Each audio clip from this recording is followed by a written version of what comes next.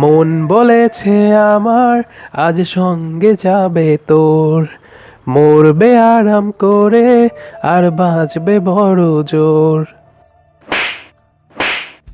নির্লজ্জ মন কোথাকার, মেয়ে দেখলেই যেতে হবে। রাস্তার মোড়ে বসে মনের সুখে গান গাইছিলাম। হঠাৎই কে যেন ঠাস করে দুইটা চড় মেরে দিয়ে কথাগুলো বলল।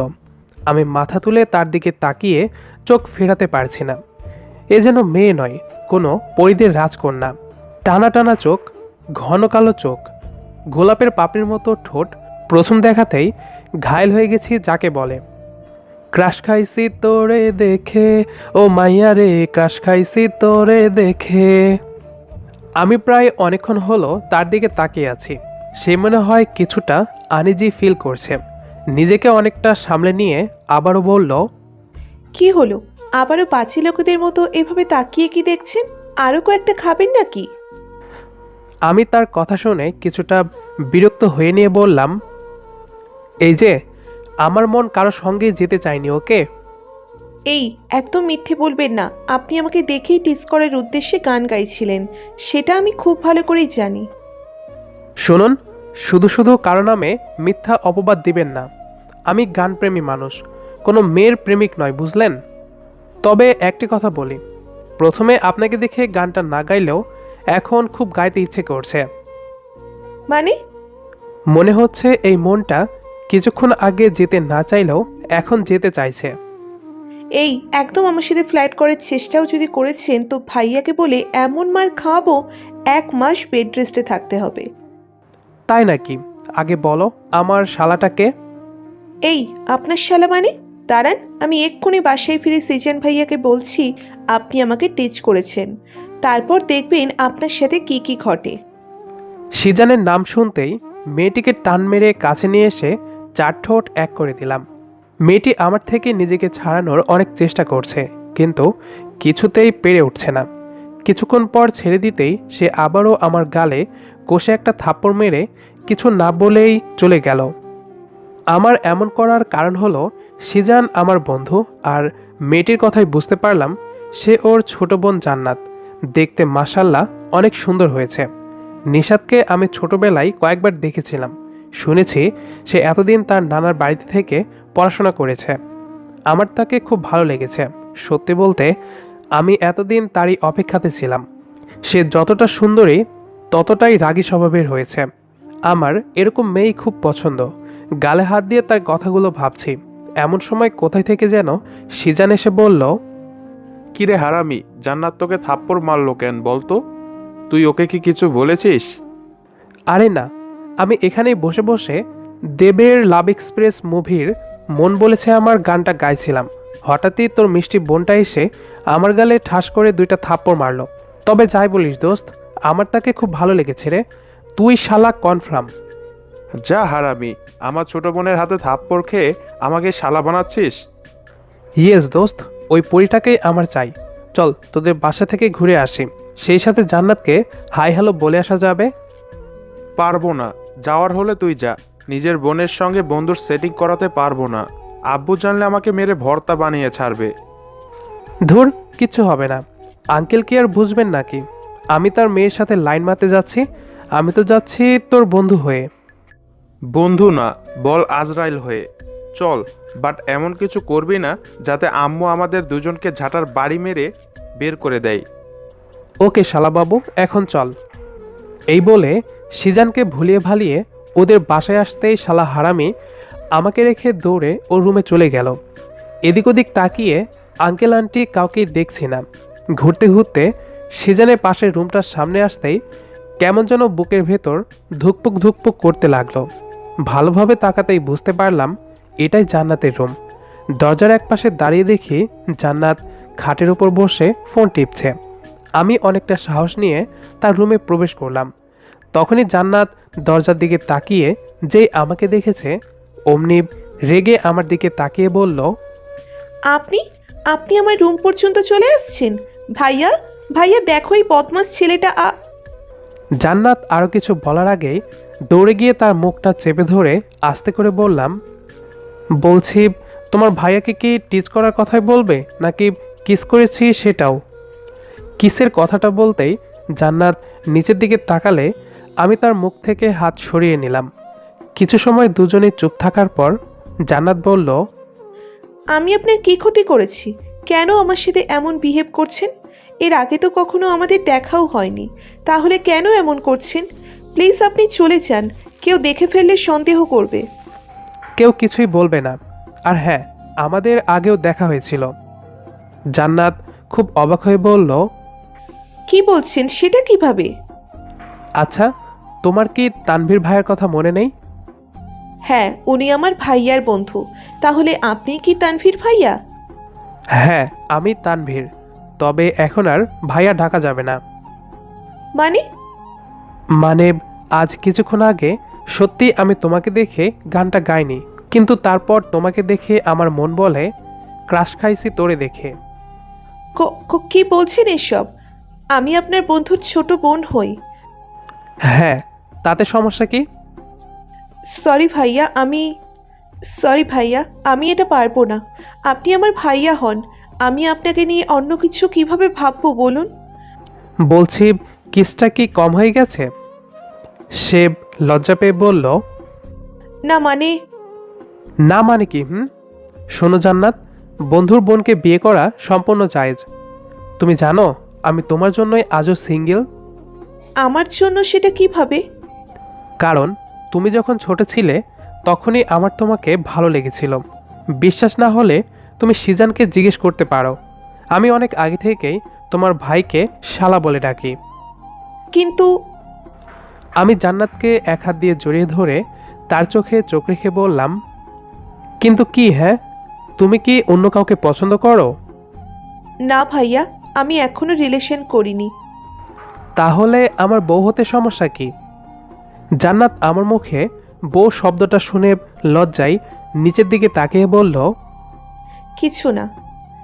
কথাটা বলেই আমাকে শক্ত করে জড়িয়ে ধরল। আমি কখনো ভাবতেও পারিনি সে আমাকে এত সহজে মেনে নেবে। তানভীর, জান্নাত, তোরা এসব কি করছিস? হঠাৎ সিজানের এমন কথায় আমরা দুজন দুজনকে ছেড়ে দিয়ে ওর দিকে তাকাতেই সিজান বলল, তানভীর, তাহলে তুই সত্যি সত্যি জান্নাতকে পছন্দ করিস? হ্যাঁ।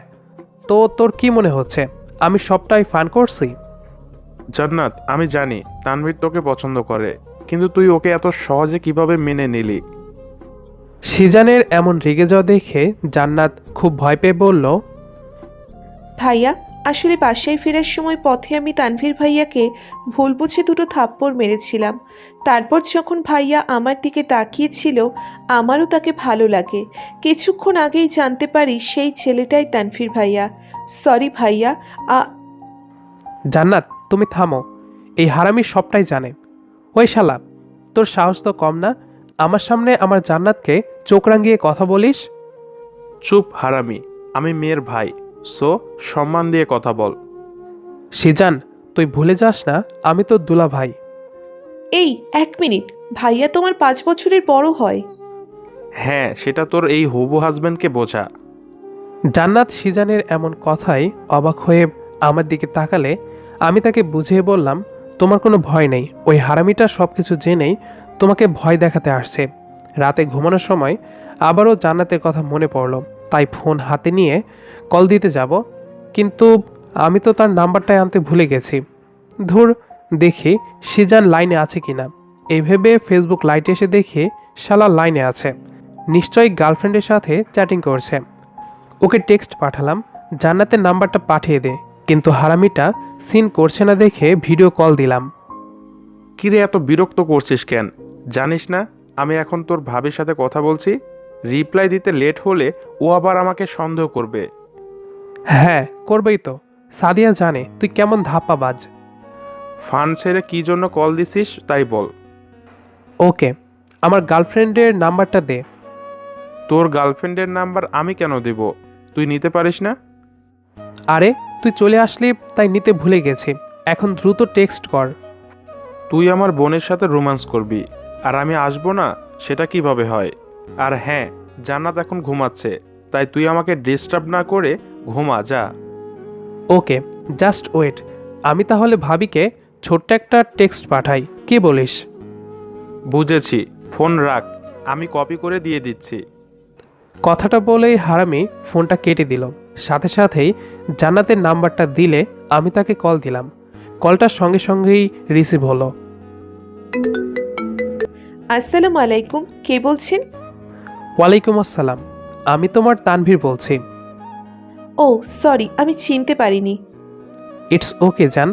আচ্ছা, তোমার ভাই তো বলছিল তুমি এখন ঘুমাচ্ছ। হুম, আমি অন্যদিন হলে ঘুমিয়ে যাই। আজ কেমন যেন ঘুম আসছে না, তাই ফেসবুকে বান্ধবীদের সাথে কথা বলছিলাম। তাই? হুম, এই আপনি আমার নাম্বার কোথায় পেলেন? সেটা তুমি জেনে কি করবে বলো? না, এমনিই জানতে চাইছিলাম। এই জান, আমার একটা কথা রাখবে? হ্যাঁ বলুন। তুমি আমাকে আপনি করে বলতে পারবে না। আমার কথায় জান্নাত মুচকি হেসে বলল, আচ্ছা ঠিক আছে। এই বলছি, আমাদের প্রেমটা কেমন যেন তাড়াতাড়ি হয়ে গেল, তাই না? একদিনেই দেখা হওয়া, তারপর ঝগড়া, সবশেষ সেই ভাইয়া থেকে বয়ফ্রেন্ড। হ্যাঁ সোনা, খুব দ্রুতই ঘটে গেল। সরি, আমি তোমাকে খারাপ ছেলে ভেবে চড় মেরেছিলাম। আমি আসলে না বুঝেই। জান্নাত খুব কষ্ট নিয়ে কথাটা বললে আমি তাকে বললাম, ইটস ওকে, আমরা কাল সকালে পুকুর পাড়ে দেখা করব।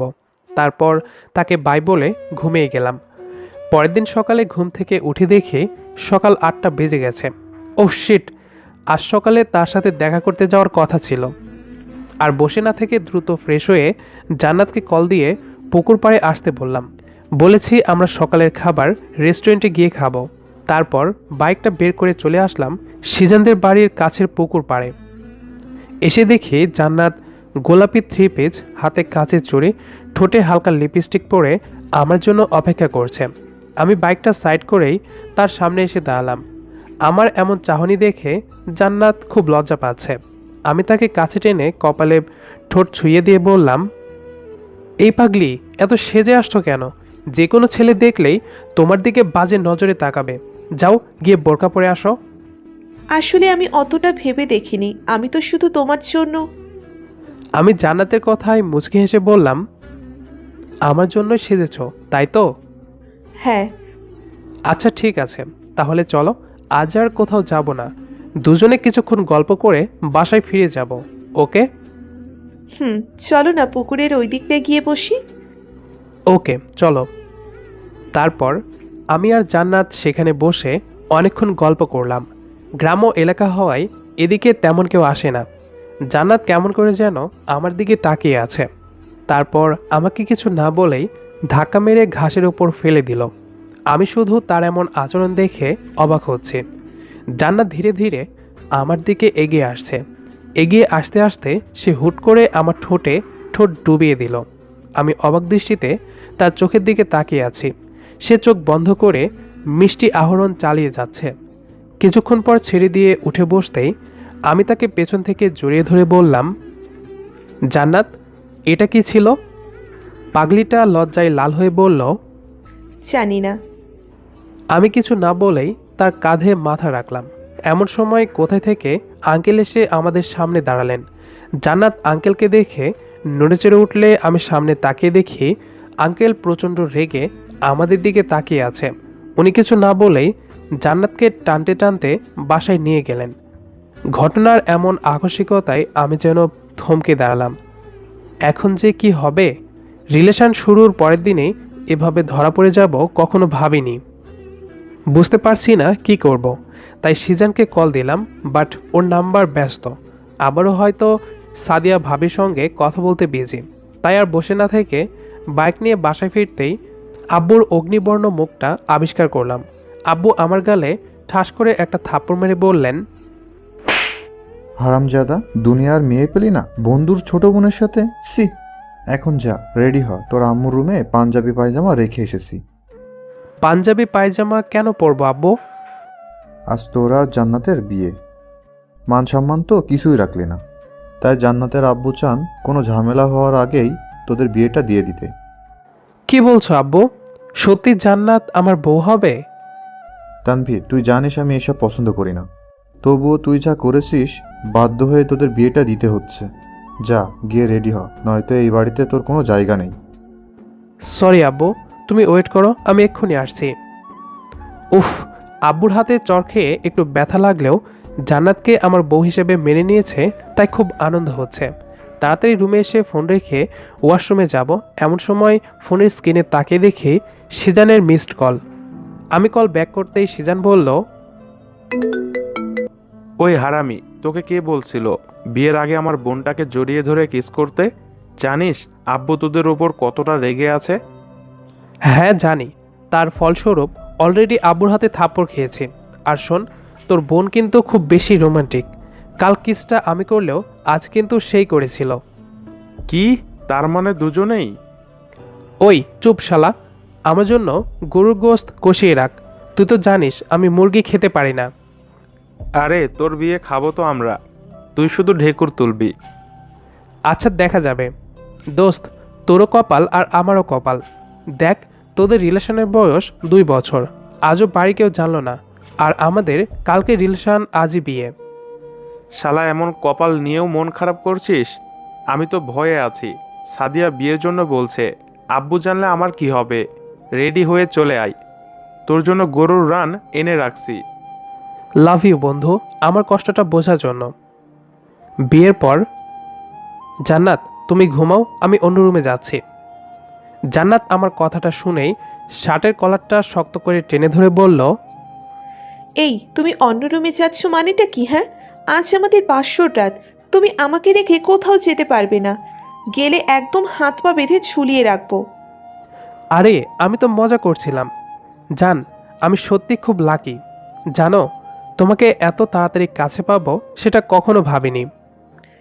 হ্যাঁ, মাত্র 2 দিনের ব্যবধানেই আমাদের জীবনে কত কিছু ঘটে গেল, যেন সবটাই স্বপ্ন। আমি খুব খুশি তোমাকে কাছে পেয়ে। লাভ ইউ জান। আমিও খুব খুব হ্যাপি তানভীর, সুন্দর সম্পর্কে নিজেকে জড়াতে পেরে। আচ্ছা জান্নাত, আঙ্কেল, না মানে শ্বশুর আব্বু কি তোমাকে বাসায় নিয়ে গিয়ে মেরেছিল? না, আমার আব্বু খুব ভালো, উনি আমাকে অনেক বেশি ভালোবাসেন, তাই কিচ্ছু না বলেই আমাদের বিয়ে দিয়ে দিলেন। তাই? এদিকে আমার আব্বুকে দেখো, পুরাই ভিলেন লুকে দাঁড়িয়ে সবার সামনে ঠাস করে একটা থাপ্পড় মেরে দিল। এই, আমার শ্বশুর আব্বুকে একদম ভিলেন বলবে না, উনি খুবই ভালো। হ্যাঁ, অনেক হয়েছে আমার আব্বুর প্রশংসা, এবার আমাকেও একটু সুযোগ দিন। এই বলে জান্নাতের বুকে মাথা রাখলাম। তখন সে খুব লজ্জা পেয়ে বলল, এই পাগল, কি করছো? আমি তার কথায় কোনো উত্তর না দিয়ে জান্নাতকে শক্ত করে জড়িয়ে ধরে তার সারা মুখে উষ্ণ পরশ এঁকে দিলাম। জান্নাত লজ্জায় তাকাতে না পেরে চোখ বন্ধ করে আমাকে শক্ত করে কাছে টেনে নিল। এরপর দুজনে হারিয়ে গেলাম সুখের এক অজানা রাজ্যে। আমাদের আজকের গল্পটি আপনার কাছে কেমন লেগেছে সেটি অবশ্যই কমেন্ট করে জানাবেন। দেখা হবে আবারও নতুন কোনো গল্প নিয়ে। সে পর্যন্ত আমাদের সাথেই থাকুন। ধন্যবাদ সবাইকে।